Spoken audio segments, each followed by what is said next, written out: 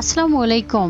এখন জানিয়ে দিব দেশ বিদেশের আলোচিত সংবাদের শিরোনাম। ২৪ নভেম্বর সমস্ত পাকিস্তানিকে বেরিয়ে আসার আহ্বান জানিয়েছেন ইমরান খান। ২৪ নভেম্বর পাকিস্তানের সমস্ত নাগরিককে প্রতিবাদে অংশ নেওয়ার আহ্বান জানিয়েছেন পাকিস্তান তেহরিকে ইনসাফের প্রতিষ্ঠাতা। তিনি বলেন, ইমরান খান শুধু দলের লোকজনের নয়, সব পাকিস্তানিকে ২৪ নভেম্বর রাজপথে নেমে আসার জন্য আমন্ত্রণ জানাচ্ছে। যুদ্ধবিরতি চুক্তিতে লেবাননে হামলার স্বাধীনতা থাকতে হবে, বলল ইসরায়েলের যুদ্ধবাজ মন্ত্রী গান্তোস। রাশিয়ার গভীরে হামলা তৃতীয় বিশ্বযুদ্ধের সূচনা করবে, বলল সার্বিয়ার ডেপুটি প্রধানমন্ত্রী। মধ্যপ্রাচ্যে যা ঘটছে তা বলার মতো ভাষা আমার জানা নেই, বললেন ইইউ এর প্রধান জোসেফ বোরেল। হামাসের কার্যালয় তুরস্কে সরানো হচ্ছে, এটাকে গুঞ্জন ও প্রোপাগান্ডা বললেন এরদোগান। বাইডেনকে চীনের রেড লাইন স্মরণ করিয়ে দিলেন শি জিনপিং। ইরানকে শত্রুদের চেয়ে উন্নত ও শক্তিশালী অস্ত্র সংগ্রহ করতেই হবে, ইরানি সংসদের সদস্যের আহ্বান। জাবালিয়ায় ইসরায়েলের ৩০ সেনা কর্মকর্তা নিহত। অবরুদ্ধ গাজা উপত্যকার উত্তরের শহর জাবালিয়ায় শুরু হওয়া স্থল অভিযানে ইসরায়েলি বাহিনীর ৩০ জনের বেশি সেনা কর্মকর্তা